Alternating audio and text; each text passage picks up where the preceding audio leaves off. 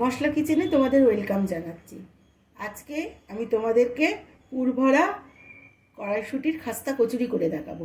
তার জন্যে আমি বড় চামচের 1 চামচ গোটা ধনে নিয়েছি, 1 চামচ মৌরি নিয়েছি, আর হাফ চামচ জিরে নিয়েছি, আর কয়েকটা শুকনো লঙ্কা নিয়েছি। এগুলোকে আমি হালকা করে রোস্ট করে নেব।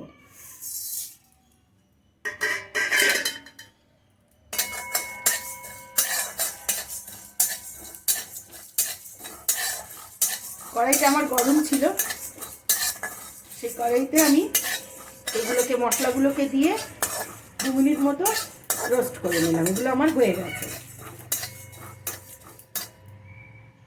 এবার দেখো, আমি 2 কাপ মতো কড়াইশুঁটি নিয়েছি।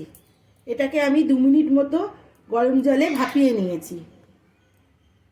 আদা, কাঁচা লঙ্কা, এটা ঝালটা তোমরা তোমাদের পছন্দ অনুযায়ী দেবে। কয়েকটা আমি 4-5টা কাঁচা লঙ্কা নিয়েছি।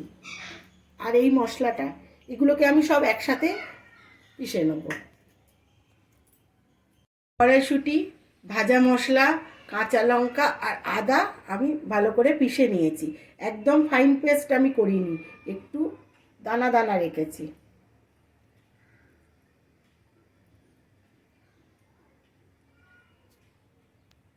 স্টাফিংটা আমি সর্ষের তেলে করব। কড়াইয়ের মধ্যে আমি বড় চামচে 2 চামচ সর্ষের তেল গরম করে নিয়েছি। এবার এতে অল্প কালো জিরে দেবো।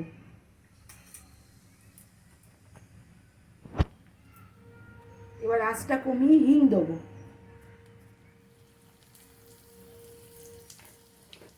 তোমরা যেরকম পছন্দ করো হিংয়ের ফ্লেভার সেই অনুযায়ী দেবে। এবার এটার মধ্যে দিয়ে ভালো করে ভালো এর মধ্যে দিয়ে দেবো।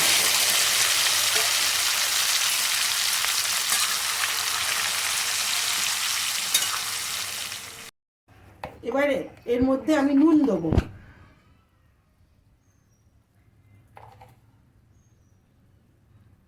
নুনটা তোমরা যে যতটা খেতে চাও সেই অনুযায়ী দেবে।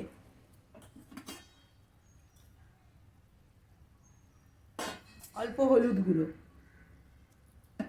এবার এটাকে আমি ভালো করে শুকনো করে কষিয়ে নেব।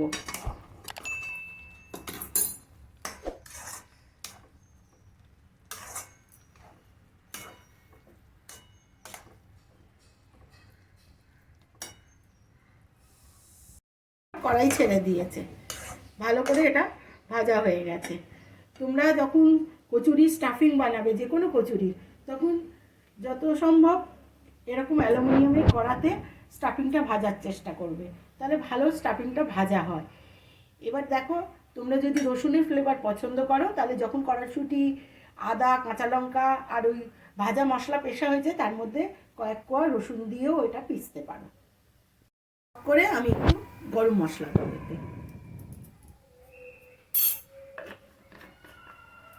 দিয়ে এটাকে ভালো করে নাড়িয়ে নেবো। স্টাফিংটা নামিয়ে আমি ঠান্ডা হতে দিয়েছি। স্টাফিংটা যতক্ষণ ঠান্ডা হবে ততক্ষণ আমি ময়দাটা মেখে নেব। এবার আমি ময়দাটাকে মাখবো। এর মধ্যে আমি অল্প নুন দেবো। এবার তোমরা যদি খাস্তা চাও তাহলে বনস্পতি বা ঘি ইউজ করবে, আর যদি করকরে চাও কচুরি তাহলে তোমরা তেল ইউজ করো। আমি এটা খাস্তা করব বলে আমি এটা বনস্পতি ইউজ করছি। 1 বাটি মতো ময়দা আছে, তাতে আমি এরকম চামচের, বড় চামচের 1 চামচ মতো ঘি দিলাম, মানে বনস্পতি দিলাম। দিয়ে এটাকে আমি ভালো করে ময়দার সাথে ডলে ডলে মেখে নেব। বনস্পতিটা ভালো করে আমি ময়দার সাথে এইভাবে ডলে ডলে মেখে নিয়েছি। এক্ষুনি আমি এটাকে জল দিয়ে মাখবো না, এই অবস্থায় আমি এটাকে 5 মিনিট ঢাকা দিয়ে রেখে দেবো।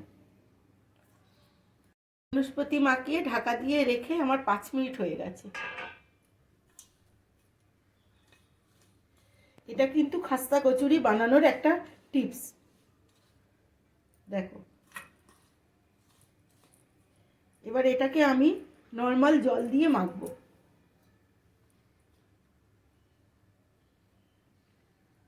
অল্প অল্প করে জল দেবো, একবারে অনেকটা জল দেবো না।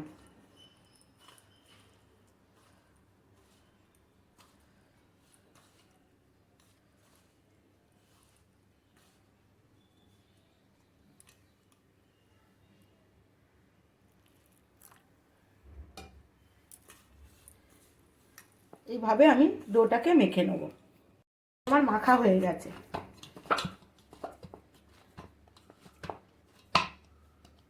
এবার এর মধ্যে অল্প করে তেল দেবো।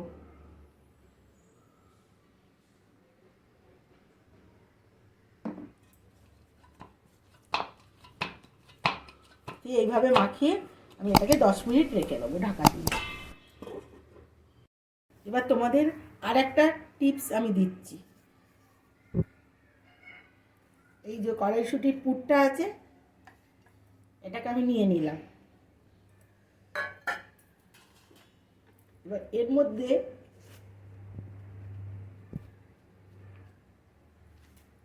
এক চিমটি মতো খাবার সোডা দেবো, তবে কচুরিগুলো ভালো মতো ফুলবে। দিয়ে ভালো করে মেখে নেব। খাবার সোডা দিয়ে এটা আমার ভালো করে মাখা হয়ে গেছে কড়াইশুঁটির কচুরির পুরটা। এবার এটা থেকে আমি ছোট ছোট বল তৈরি করব।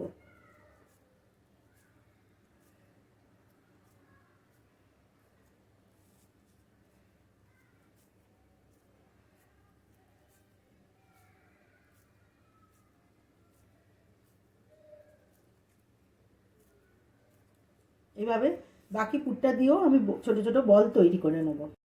কড়াইশুঁটির স্টাফিং দিয়ে আমি বলগুলোকে বানিয়ে ফেলেছি। এবার আমি ময়দাটাকে একটু ভালো করে আবার মেখে নেব। এবার এর থেকে আমি ছোট ছোট লেচি তৈরি করব। আমি কচুরির মধ্যে স্টাফিংগুলোকে ভরবো। তার জন্য আমি অল্প শুকনো ময়দা নিয়ে নিয়েছি।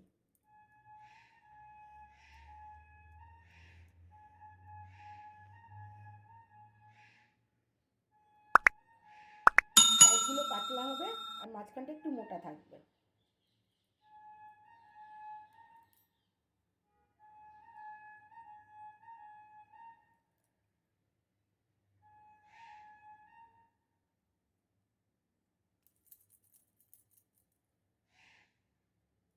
এবার এটা আমি রাখার সময় উল্টো করে রাখবো।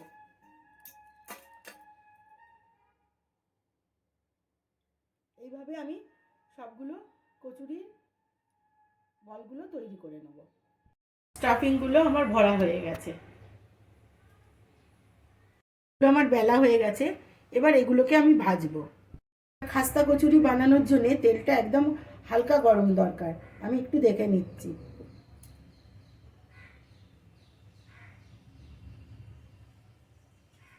ঠিক আছে,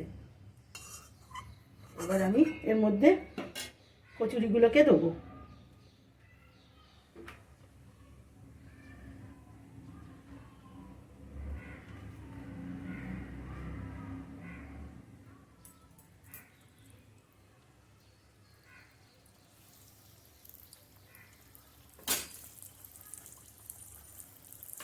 এবারে প্রথমে দুটো দিলাম, যতটা ধরবে ততটাই দেওয়া যাবে।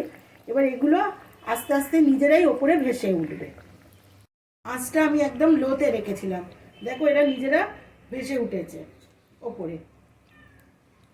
এবার আমি ওপর থেকে একটু তেল দেবো।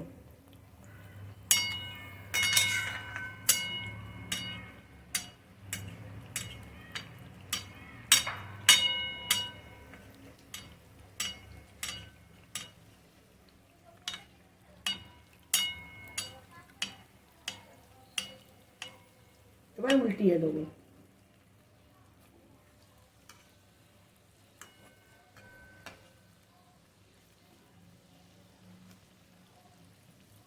এবার এই পিঠটাও আমি 2 মিনিট মতো ভাজবো, একদম লো আঁচে। আমি আঁচটাকে মিডিয়াম করব।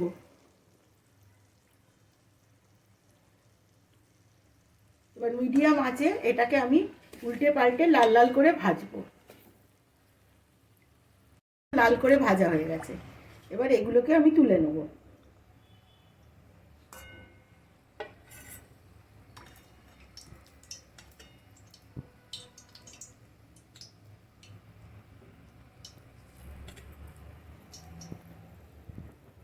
এইভাবে আমি বাকি কচুরিগুলোও ভাজবো।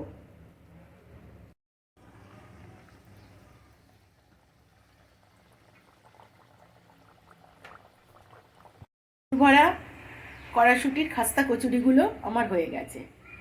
পুর ভরার ঝামেলা ছাড়া কড়াইশুঁটির কচুরির রেসিপি আমার চ্যানেলে দেওয়া আছে, তোমরা চাইলে দেখে নিতে পারো। তোমাদের যদি রেসিপিটা ভালো লেগে থাকে তাহলে তোমরা অবশ্যই এটাকে লাইক করো, শেয়ার করো, আর যারা নতুন আমার চ্যানেলে এসছো তারা অবশ্যই আমার চ্যানেলটাকে সাবস্ক্রাইব করো। ভিডিওটা দেখার জন্য তোমাদেরকে ধন্যবাদ।